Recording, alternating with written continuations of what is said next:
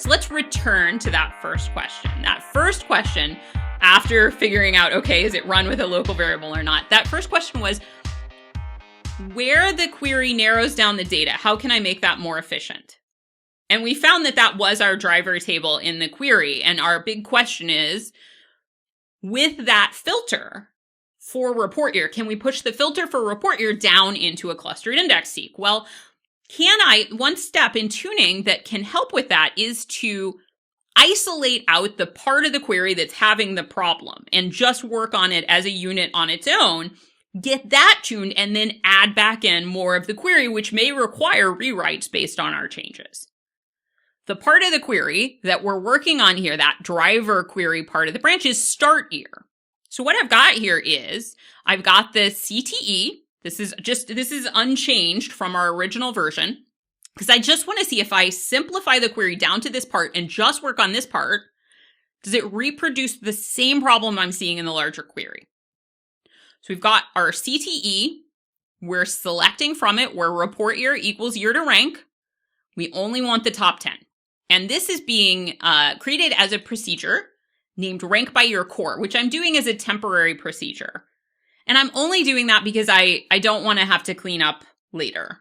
Temporary procedures will, like a temp table, when I disconnect, they'll be automatically cleaned up. And I just don't want to, I may want to keep around my existing procedure that I have for rank by year. I may not want to alter it. I may want to keep it there. I may want to reference it again. So I'm creating, as I work through these smaller bits, I'm using temporary procedures just for convenience for testing. So we create this as our temporary procedure.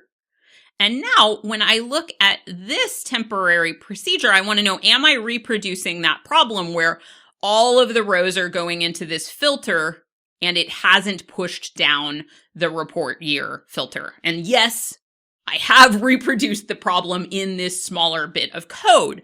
That's great. So now I can see if I can tune it in this bit of code. What might I change? Well, I could move my predicate that represents the filter, right? I am now saying I am going to rank data only for the report year 1991. This means this is going to change a lot of other things in my query when I add them back, because before this ranked everybody, but now I'm saying, no, I only want you, I want you to narrow it down to 1991 and then just rank the rows for that. I also only want to return the top 10. That filter is still out there because it's looking at the result of this column and putting a predicate on that. So having rewritten the query this way, I've named this one rank by year core predicate moved. I can now look at this query and look at the execution plan and see, is my filter being pushed down to my clustered index seek? And yes, it is. My clustered index seek it's not a scan. It is a clustered index seek, and the seek predicate is year to rank. So actually rewriting the T-SQL there is helpful. I can actually simplify it as well. I still had in here partition by report year as part of my rank, but I am limiting it to just one report year. So partitioning it by report year when I only have one report year isn't needed. The SQL Server Optimizer in this case was actually smart enough to figure it out. I don't get execution plan change by doing this. It's the same cost, the same operators, but it does, by removing this T-SQL and then eventually removing the comment, it makes the T-SQL easier to read, and I may as well simplify what I can. So this version is keeping report year moved into the CTE itself, and we're just removing partition by report year because we don't need it when we have put where report year equals year to rank in there, and we're only looking at one.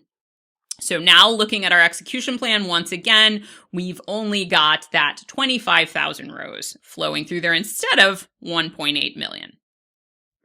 At this point in my tuning process, I decided that I wanted to rewrite this a little bit. And this was just a personal preference. I said, I don't think I really want to work with that CTE. I think when I rebuild the query, I want to work with this as a derived table. So I don't have a CTE up here anymore. I just took that logic from the CTE and I said, I'm going to put this as a derived table named start year. So I still have in my derived table inside it, I'm still doing that filter and only ranking 1 year in there. I've still got the logic saying, okay, I want the top 10 outside of there. So looking at this and testing it, I now want to know, okay, after I've rewritten it as a derived table, is everything still cool? Yes, I still have a clustered index seek. And yes, my filter is still only at this point in the plan on the rank. So this did what I wanted even after rewriting it as a derived table. Well, I've got the core of the query tuned. So now I need to start adding back and rewriting as I add back other parts of the query if they need to be rewritten based on the change I've already done. I'm going to add in this case, I'm going to add in the table aliased as 10 years later, which has an inner join to it in the original query, and ref.firstname, which also has an inner join in it in the original query. So it's easy, simple to add ref.firstname back in. That's just a simple join on first name ID on start year to it. For the table aliased as 10 years later, I'm now making that a derived table.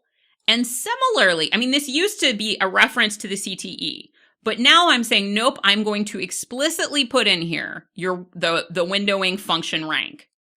It's being done, the windowing function is being run in all the branches on the plan anyway. I may as well be explicit about it in my T-SQL, and I'm explicitly saying, I want you to do this window function for 10 years after the year to rank parameter. So it's going to limit it down to 1 year and just rank for that year based on name count descending. Adding in this logic, my question is, and I've added in their related columns in the select query as well. So I have startyear.gender, I have startyear_rank that year as rank, and then I have the 10 years later rank as well as the first name. As you add back in joins and their related predicates, it's useful to also test adding in the columns from the select, because the columns in the select can change how the query is executed and change the performance as well. So don't save those all to add them at the end, because you can just get a big surprise and everything changes when you finally add the select columns back if you wait till the end. I like to add them back in as I go and then examine performance as well. So now we're getting not only the rank this year, but the rank 10 years later, as well as the names. Hello, Michael. Nice to see ya. And our question is, yeah, we are getting seeks on 10 years later as well as the start year. This is looking good, looking really good. At this point, we are well below 500 logical reads, but we haven't added all the joins back in.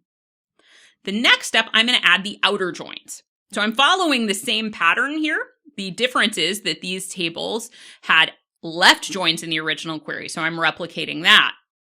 For 10 years prior, we have the select query with the window function in there doing the rank, and we have the pattern year to rank -10, and so on for other derived tables. So in this pattern, I have a lot of derived tables here, and I'm following the same pattern to add them in.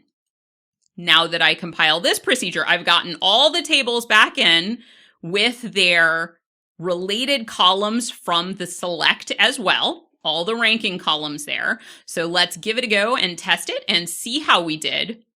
Well, we've got data back for all of those different years. Looking at our messages tab, yes, we have 375 logical reads. We've got 29 there. We are under 500 logical reads with no recompile hint and no literal values. And how does that look in our plan? Let's go over here and navigate over to one of the clustered index seeks. We can see when we look at the seek predicates, it hasn't looked at the literal, we have no recompile hint saying pull out that value and make it a literal. This is using parameterized year to rank, and this plan is reusable. So that is really, really cool that we now have an actual parameterized query that follows best practices for SQL Server. So here's the one for 20 years later. Very, very cool that we got that done. Well, would this approach also work with a local variable. We tuned this in the context of a procedure. If I do change this around and take what I just tuned there and say, I'm going to go back to using a local variable that's anonymous, does it still get performance that good? Right? We could have followed a similar tuning path with the local variable. We just didn't. We proceduralized it.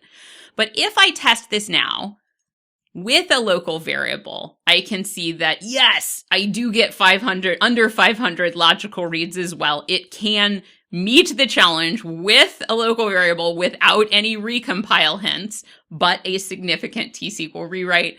I've got all of my seeks going on there so that effectively what I've done here is made sure and wrote the query in a way that forces SQL Server to say, oh, I'm only going to seek to the data that I need to rank for that. I'm not going to rank any of those years that I don't happen to care about in this query.